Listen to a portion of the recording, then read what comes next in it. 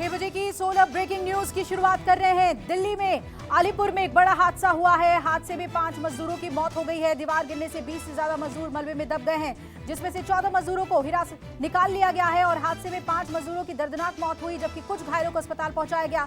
Police घायल लोगों को इलाज के लिए राजा हरिश्चंद्र हॉस्पिटल ले जा रही है और हादसे के बाद आसपास के लोगों में दहशत का माहौल है। सीएम केजरीवाल ने हादसे पर दुख जताया है। दूसरी बिग ब्रेकिंग भी इसी से जुड़ी हुई। दिल्ली के अलीपुर हादसे पर प्रधानमंत्री नरेंद्र मोदी ने दुख जताया है। पीएम मोदी ने ट्वीट कर मृतकों के परिजनों के प्रति संवेदनाएं व्यक्त की। फिलहाल राहत बचाव कार्य जारी है।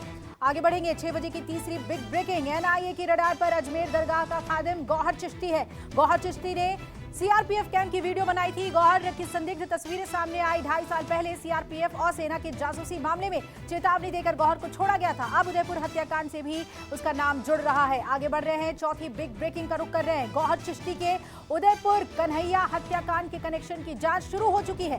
कहा जा रहा है कि कन्हैया की हत्या करने के बाद रियाज और गौस गौहर से ही मिलने जा रहे थे। गौहर के खिलाफ दरगाह थाने में भी मारपीट के मामले दर्ज हैं। सूत्रों के मुताबिक गौहर सिम बदल कर इस्तेमाल करता है। गौहर चिश्ती का पीएफआई का कनेक्शन है या नहीं, इसकी जांच होगी। आगे बढ़ रहे हैं। 5वीं बिग ब्रेकिंग 6 बजे की। नुपुर शर्मा का सिर काटने की धमकी देने वाला अजमेर दरगाह का खादिम गौहर चिश्ती को हैदराबाद से कल रात गिरफ्तार किया गया। गौहर के साथ हैदराबाद में उसे पनाह देने वाला मोहम्मद एहसान उल्लाह को भी गिरफ्तार कर लिया गया है।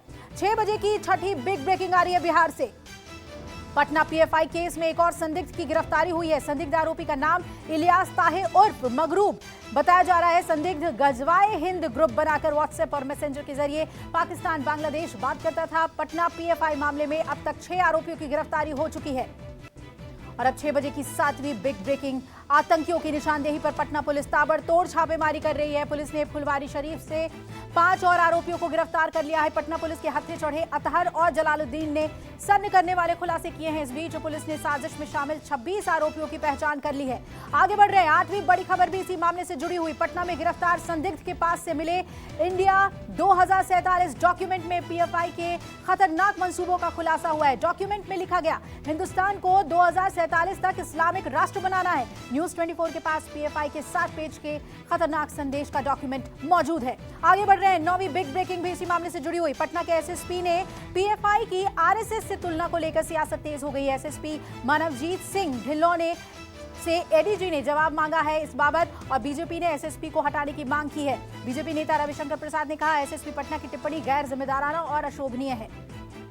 6 बजे की 10वीं बड़ी खबर सामने आ रही है। गिरिराज सिंह ने ट्वीट करके कहा, आरएसएस मतलब राष्ट्र प्रेम, आरएसएस मतलब राष्ट्र कल्याण, आरएसएस मतलब देश सेवा। और गिरिराज सिंह ने एसएसपी को निशाने पर लेते हुए कहा कि देश और दुनिया का हर समझदार व्यक्ति इस बात को जानता है, सिवाय कुछ एजेंडावादियों और तुष्टीकरण के पैरोकारों के। आगे बढ़ रहे हैं। 11वीं बिग ब्रेकिंग आ रही है 6 बजे की। यूपी से लखनऊ के लुलु मॉल में नमाज प्रकरण के बाद सुंदरकांड पाठ का ऐलान करने वाले हिंदू महासभा के प्रवक्ता शिशिर चतुर्वेदी के घर पर पुलिस फोर्स तैनात की गई है। खुद एडिशनल कमिश्नर शिशिर चतुर्वेदी के घर पहुंचे पुलिस अधिकारी लुलु मॉल के जीएम को लेकर पहुंचे। पुलिस और मॉल अधिकारियों की अपील के बाद शिशिर चतुर्वेदी ने सुंदरकांड का कार्यक्रम रद्द किया है और आश्वासन दिया कि नमाजियों की जल्द गिरफ्तारी की जाएगी। आगे बढ़ रहे हैं। 12वीं बिग ब्रेकिंग भी इसी मामले से जुड़ी हुई। लखनऊ में लुलु मॉल में नमाज पढ़े जाने का विवाद थमने का नाम नहीं ले रहा। अब इस मामले में लुलु मॉल प्रबंधन ने नमाजियों के खिलाफ एफआईआर दर्ज कराई है। लुलु मॉल की तहरीर पर सुशांत गोल्फ सिटी थाने में एफआईआर दर्ज कर ली गई है और यूपी के सार्वजनिक स्थलों पर पूजा पाठ या नमाज अदा करने पर धारा 144 के तहत पाबंदी लगी हुई है। 6 बजे की 13वीं बिग ब्रेकिंग आ रही है। आईएसआई एजेंट पाक पत्रकार नुसरत मिर्जा को लेकर घिरे हामिद अंसारी।